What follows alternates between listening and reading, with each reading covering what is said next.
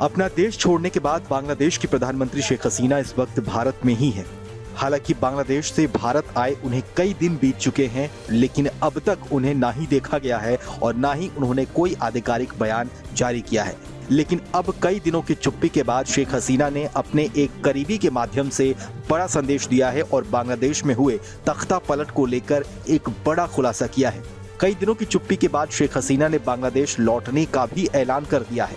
शेख हसीना ने बांग्लादेश में तख्ता पलट के पीछे सीधे तौर पर अमेरिका को जिम्मेदार ठहराया है। शेख हसीना ने कहा कि अमेरिका को सेंट मार्टिन द्वीप ना सौंपने के कारण उन्हें सत्ता से बेदखल होना पड़ा है।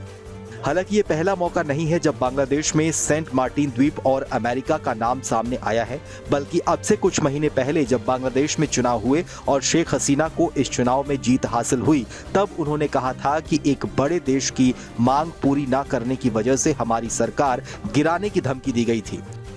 हालांकि तब शेख हसीना ने अमेरिका का सीधे तौर पर नाम नहीं लिया था, लेकिन अब उनकी तरफ से इस पूरी साजिश में अमेरिका का हाथ होने का दावा किया गया है। ऐसे में सवाल ये है कि आखिर सेंट मार्टिन द्वीप अमेरिका के लिए इतना अहम क्यों है, जिसकी वजह से शेख हसीना को कुर्सी तक गंवानी पड़ी है।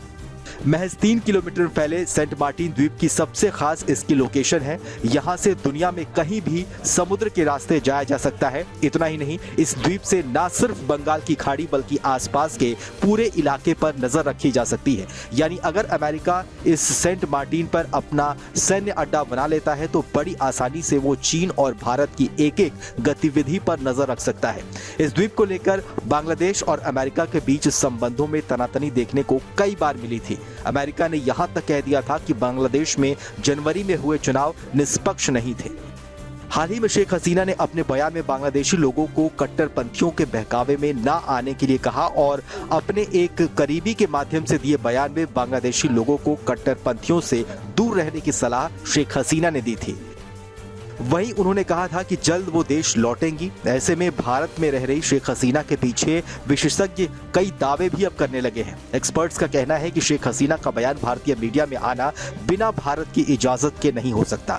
पड़ोसी देश में हुए इस बदलाव से भारत पर सीधा असर पड़ेगा। शेख हसीना को खुली छूट दी गई है कि वो अमेरिका पर सीधे तौर पर अब निशाना साध सकती हैं। इसके अलावा शेख हसीना के बयान से उनकी स्ट्रैटेजी में बड़ा बदलाव भी देखा जा रहा है। शेख हसीना के बेटे अब तक ये कहते आए थे कि उनका परिवार बांग्लादेश की राजनीति में अब कभी नहीं लौटेगा, लेकिन अब हसीना का करीबी के माध्यम से ये संदेश देना कि वो जल्द बांग्लादेश लौटेंगी, इसके पीछे भी कई मायने हो सकते हैं।